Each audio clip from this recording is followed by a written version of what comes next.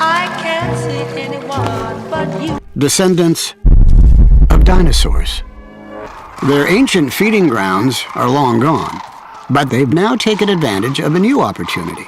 Corn kernels left over from the harvest.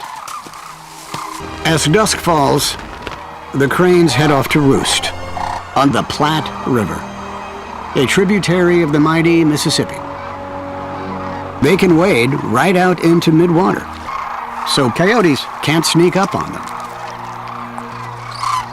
They make do with the odd one that succumbed to the elements.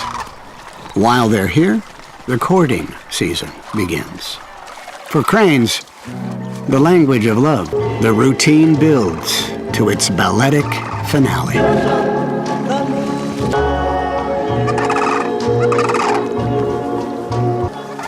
They'll be together now for the rest of their lives.